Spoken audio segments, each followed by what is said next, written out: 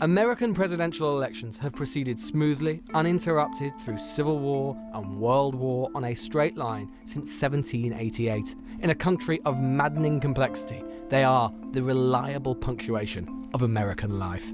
2020 could well be different. After today's news, the road to this election and that America takes after it could well be much more complicated. I mean, I have a mask right here. I put a mask on, when I think I need it.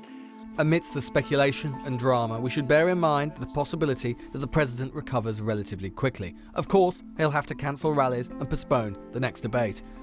President Trump has previously called for the election to be postponed itself. Given he will be off the pitch, he may well do so again. But if he doesn't get better, we head into a much more complicated scenario, one fraught with legal and political uncertainty. If the president becomes seriously ill before Election Day, he could invoke the 25th Amendment. This would allow the vice president to become the acting president until he recovers. This has happened before, when President Reagan was shot in 1981 and when George W. Bush had heart surgery in 2007.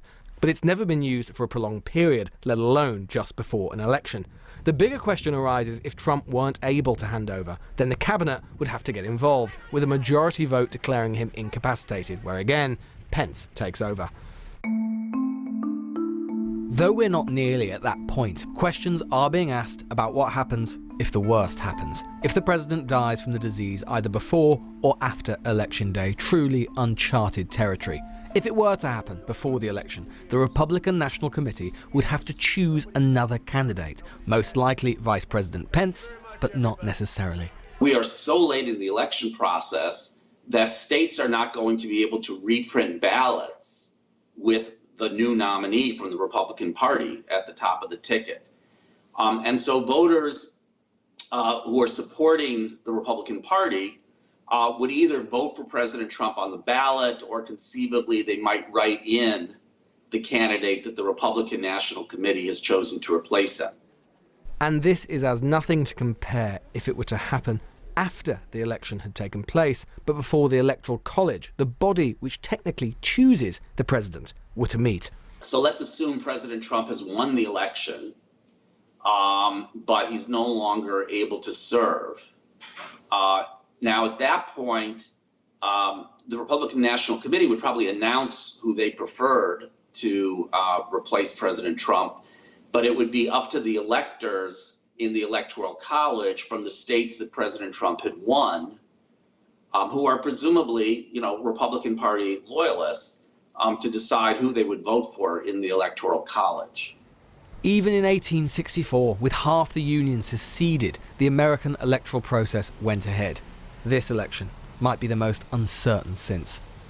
Remember that this election was already likely to have a legally contested process and potentially a legally contested outcome. Not since Lincoln's day has one side made it so clear that they might not accept the result of an election.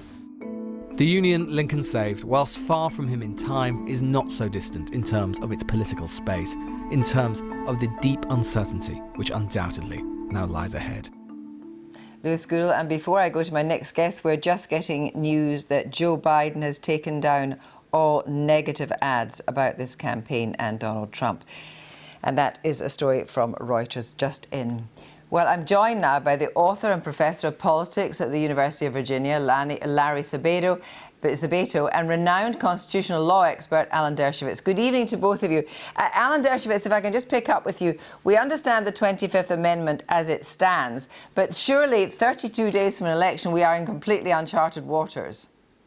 Well, we're on uncharted waters when what happens to a candidate. We know what happens to a president. The 25th Amendment handles that very well. But what happens to a candidate, even if he's a sitting president? Remember that presidential elections are really 50 state elections, and every single state has different rules about how you can replace a candidate. Many votes have already been cast, many ballots have already been sent out. And so even if the Republican National Committee were, say, to nominate Pence, or in an extreme case, nominate Nikki Haley or Mike Pompeo, who they would prefer perhaps as a stronger candidate, every state would have to decide that they are eligible to vote, and the electors would then have to decide to cast a vote for them. And the worst case scenario is if you had a three-way race, if you had in some states the president still on the ballot, in other states the vice president, and other states yet a third-party candidate, you can end up with an electoral non-majority, in which case the election goes to the House of Representatives, where every state casts one vote. This is surely not only uncharted ground, but constitutionally ambiguous ground. I think the end result of this is going to be we're going to need a constitutional amendment, but it won't apply to this election. Well, this is, I must say, we're not at the stage yet, of course, of saying that Donald Trump would not be able to contest the election. But Larry Sabato, this potentially has huge significance. Well, potentially. It's a nightmare scenario, and it's pretty far-fetched, and I don't think it's going to happen. We play this game every 4 years with presidential candidates, even when you don't have a candidate who's ill. There's a pretty well outlined procedure for the National Party Committee to replace either the presidential candidate or the vice presidential candidate. Vice presidential candidates have been replaced, one on the Democratic side, one on the Republican side. A Republican incumbent vice president died in October of 1912 when the incumbent president, William Howard Taft, was running for re-election. He didn't win, so we didn't have to worry about it, but the Republican National Committee nominated someone before the election, and sure enough, the electors pledged to President Taft, voted for that new vice presidential candidate. So you don't buy the Alan Dershowitz version that it could be, as it were, a three-way split? No, it's possible, but it's a nightmare scenario. And, I like to have pleasant dreams, so I don't focus on things like that unless I have to. Now, earlier in the programme, Alan Dershowitz, we spoke to Steve Bolton, GOP president in Chicago, and he absolutely dismissed the idea that there'd be anything other than candour coming out of the White House. But do you agree? Do you think that the White House will always tell the truth about what's going on at the moment, or for national security reasons, could they delay? I don't think they will be able not to tell the truth. There will be leaks. There are good reporters. The truth will come out, I believe. And I agree with your prior guest. I think it's a scenario. But because of the threats of violence in the street and the threats of going to court, we have to now be prepared for every possible nightmare scenario. We should not be sleeping comfortably and well. We should be worried. This could happen. The Republican National Committee could be split and divided. It could nominate a candidate who is not the vice president, and the vice president might say, no, I'm the appropriate candidate. There are a lot of possibilities, and also state by state, they have to decide whether or not to accept the recommendation of the Republican National Committee. So the old telegram, bad news, worry now, more news coming soon. That's what we have to worry about. Bad news now, worse news soon. We hope we don't have it. We're all hoping that the president recovers quickly and we have a firm and clear election with a clear and determined outcome, but there is no guarantee right now. So I must say that you did represent Donald Trump in the impeachment trial. You're also very keen part of the legal team, but you're also a very key watcher of what goes on politically. And in such a polarised election, do you think that anything that's happening right now would shift the dial, or do you think things are pretty set in concrete?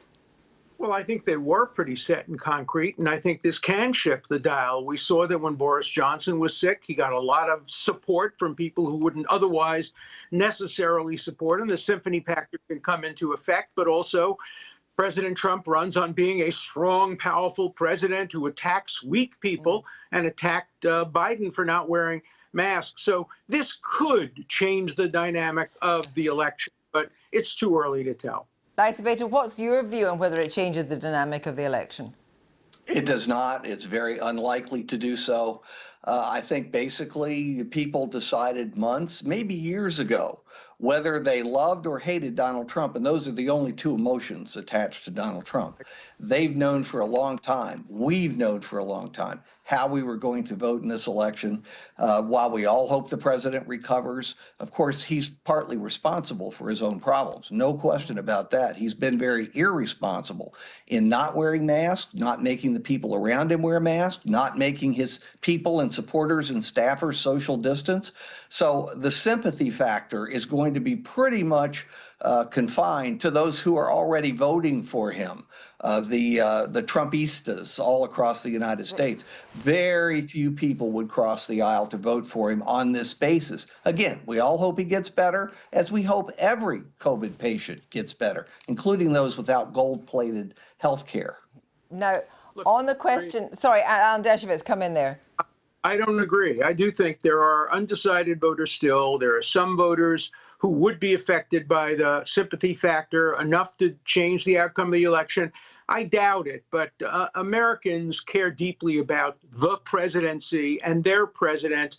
And it's not only people who love Donald Trump who are hoping and praying for his full recovery. I think there are a lot of Americans in the middle, decent Americans, who just care deeply about the president and might be somewhat more sympathetic to his plight and his wife's plight than they would otherwise be.